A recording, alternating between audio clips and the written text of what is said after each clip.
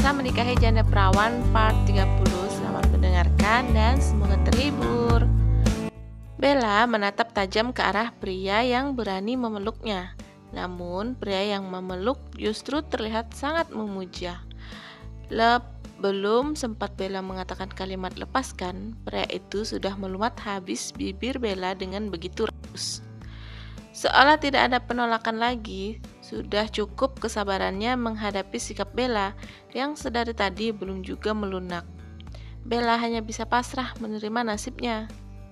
Berusaha meronta, namun tenaga Bella tidak seperkasa Yudi yang mendekap dan memagut bibirnya. Ya, dia adalah Yudi, pria halal bagi Bella yang berani melakukan hal nekat seperti itu.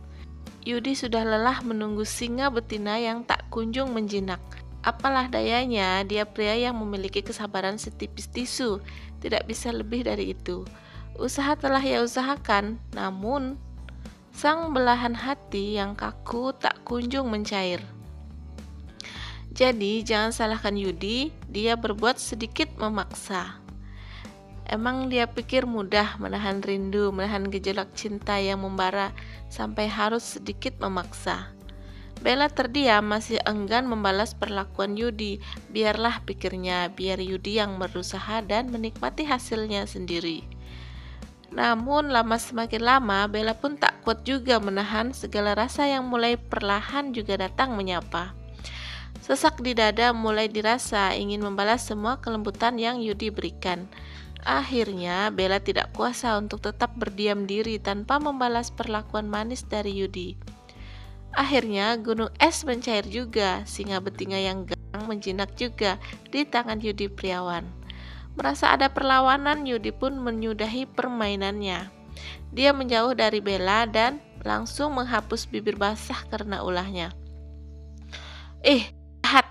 Bella bahkan langsung mencubit perut suami yang kelewatan. Saat dirinya menginginkan, justru Yudi melepaskan. Sangat-sangat tidak adil, bukan? Yudi pun menjerit, "Oh, sakit sayang. Gimana? Mau ngambek lagi?" Godanya pada wanita belahan jiwa yang selama seminggu ini selalu terbayang di mata. "Senyum sayang, berikan aku support terbaikmu," pinta Yudi. Apaan sih? Aku masih marah ya mas. Bella pun pergi. Dia masuk dan kembali duduk di tepian ranjang yang empuk. Yudi yang memang masih sangat merindukan sang istri akhirnya hanya mengekor saja. Jika bisa, Yudi ingin sekali langsung melahap istrinya yang begitu menggoda sejak tadi. Apalagi ditambah dengan bibir yang nganyun dan gerakan yang disengaja dibuat berlebihan. Membuat gelora asmara di benak Yudi semakin meningkat. "Sayang, udahan ya marahnya. Aku gak bisa marahan sama kamu sayangku, cintaku, bidadariku." Yudi berubah menjadi penyair yang handal. Dia sedang berusaha mencairkan es batu di puncak gunung Fujiyama. Apaan sih? Gak lucu tau mas, jawab Bella masih dengan nada ketus. Namun Yudi sudah sedikit lega. Setidaknya Bella sudah mau berkomunikasi dengannya. "Aku lagi serius sayang, gak sedang bercanda. Satu hal yang wajib kamu percaya, walaupun banyak wanita-wanita cantik di luar sana yang berusaha merebut hatiku, jawaban aku tetap tidak.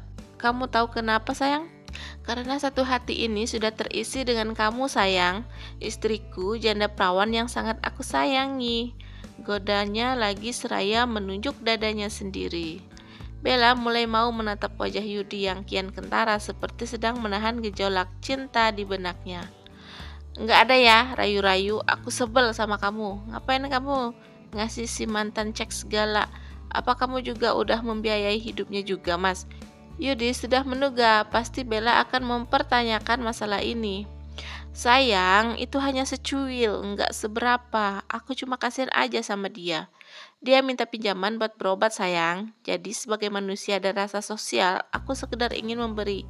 Tidak ada maksud lain lagi. Percayalah sayang, di sini," ucapnya seraya menunjukkan bagian dadanya. "Hanya ada kamu seorang yang sudah berhasil membuat aku melambung, bahkan terbang tinggi ke awan-awan. Aku tidak akan pernah melupakan suguhan pertamamu buat aku sayang." Yudi langsung mendekap Bella yang terlanjur sudah menangis dalam diam. Hanya air mata yang membasahi kedua pipinya, maka Yudi pun gegas menghapus sudut mata Bella yang sudah basah. Lalu Yudi mengecup kedua mata Bella seraya berbisik, "Ayolah sayang, berikan aku energi yang full malam ini, agar aku bisa mencetak skor besok dan melibas semua lawanku." Bujuk Yudi yang tidak mengenal kata menyerah. Walau sang istri tengah marah, sikap lembutnya membuat Bella meleot juga. Dan saat pergerakannya sudah tidak mendapatkan perlawanan lagi, Yudi pun beraksi. Kedua insan pasutri itu akhirnya saling melepas rindu yang sudah memuncak hingga malam semakin larut. Tingkah keduanya pun semakin larut pula. Segala beban yang tersimpan selama 1 minggu ke belakang tersalurkan sudah. Keduanya sepakat saling memaafkan dan segera melupakan kejadian yang tidak mengenakan.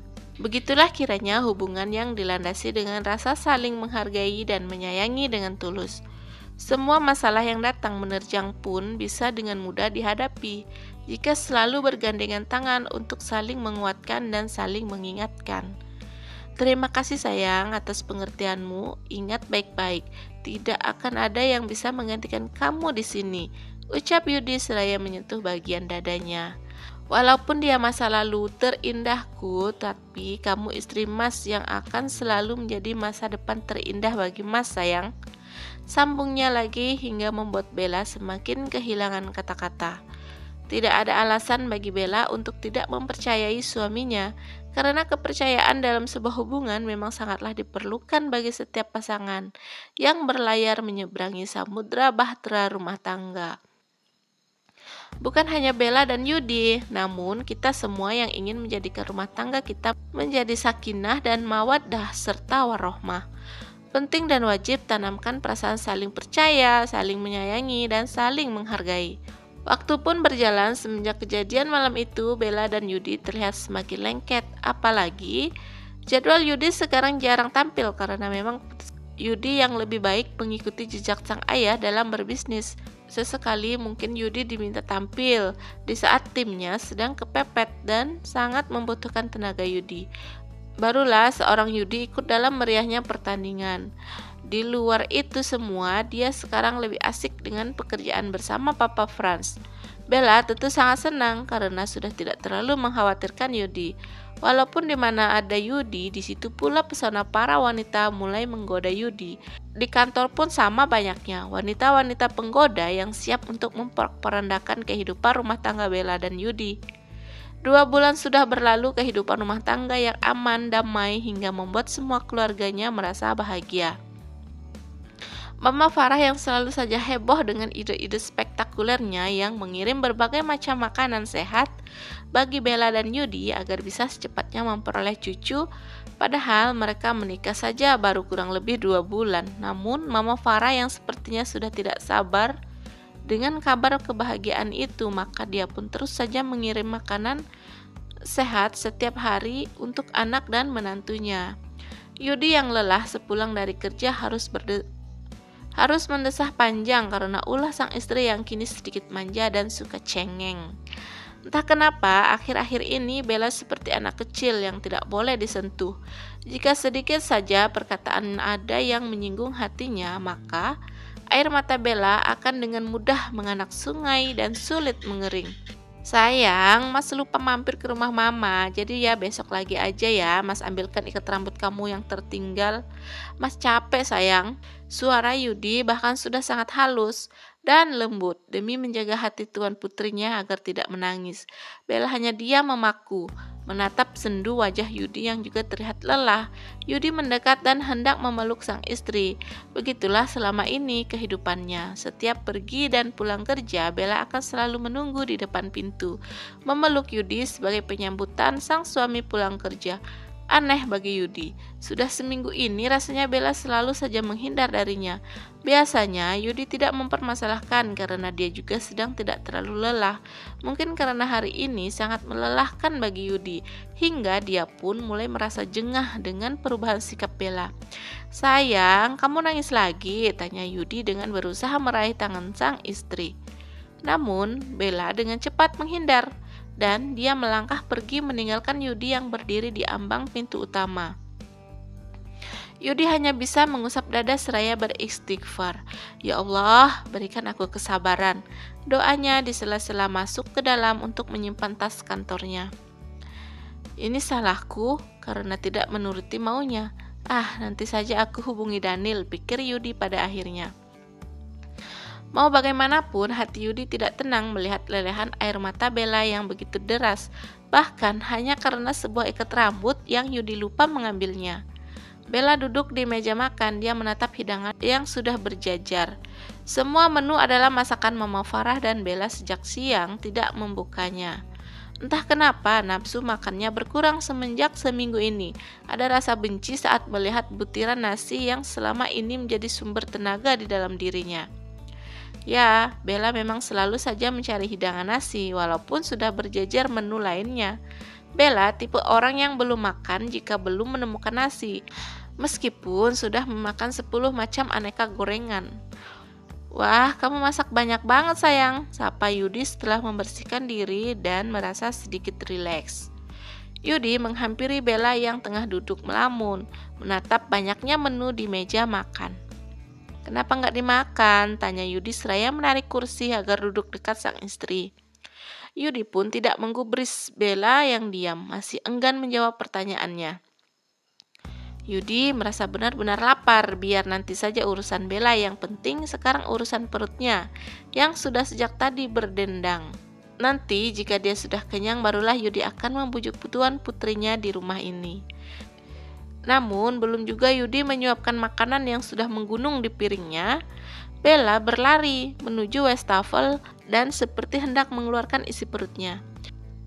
Yudi berhenti dan menyusuli Bella.